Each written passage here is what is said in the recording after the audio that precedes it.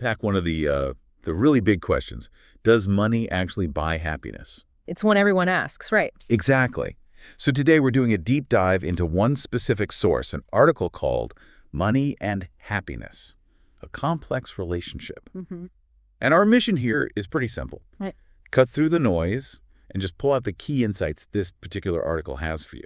Yeah, and this source, it really focuses on that belief so many people have, that more money just automatically equals more happiness. Right. It starts off acknowledging why that feels true. Money lets you buy essentials, food, clothes, a roof over your head. The basics, yeah. And beyond that, comfort, maybe travel, fun stuff, things that, well, seem like they make up a good life. It feels pretty intuitive. Yeah. If you can afford more, life must be better, right? Less stressful.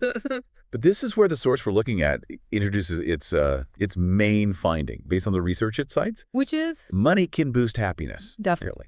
But this is the crucial part, that there's a catch. A big one. The catch is it really only works up to a certain point. Okay. Explain that. So the research in the article is pretty clear. If you're really struggling, like living in deep poverty, then yes, getting more money makes a huge difference, a positive one. Makes sense. It brings security, allows for better health care, and just, massively reduces that constant stress of just trying to get by. So lifting people out of that kind of hardship, huge impact on well-being. That seems clear. Absolutely. And here's the second part. The article finds that once you reach a level of comfort, like your basic needs are consistently met, just getting more money doesn't keep boosting happiness at the same rate. So the effect, it slows down or stops. It kind of tapers off is how the Yeah. source presents it. The impact diminishes. Interesting. Yeah, and the source gives this pretty striking example. Think about people who are very wealthy. They can buy almost anything, right? Theoretically, yes. But the article points out they aren't necessarily happier than someone who's just sort of comfortable. They might still deal with loneliness or worry maybe about different things, but still worry or even boredom, a lack of purpose. And sometimes the drive to get or keep that wealth takes over. Exactly.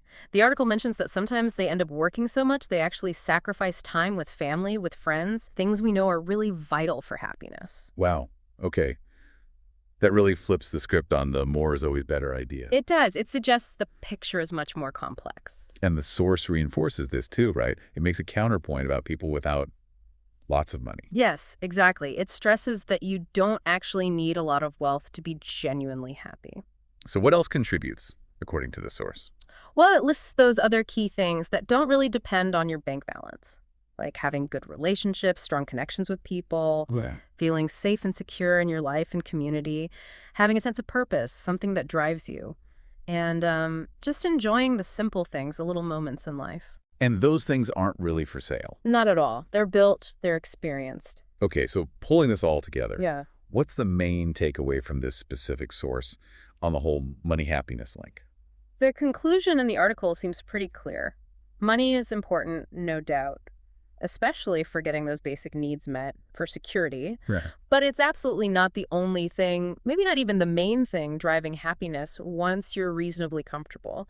The research implies focusing only on getting richer beyond that point might actually, distract you from what truly matters. Yeah, and the article ends on that note. Yeah, it makes this lovely point at the end that some of the best things in life, like love, laughter, spending quality time with people, they're free. Right. So for you listening, the core insight here from our deep dive into this source is that the connection between money and happiness, it's not a straight line. Not at all. It changes depending on your situation. It's foundational up to a point for basic well-being.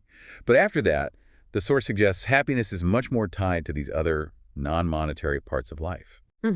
It gives you a framework based on this research to think about what really builds a fulfilling life. Okay, so here's a final thought based on that. If, as the source suggests, many deep sources of happiness, relationships, purpose, simple joys aren't tied to wealth, Then it raises a really interesting question for you, doesn't it? Where might focusing your energy actually yield the biggest return for your overall well-being? Something to think about.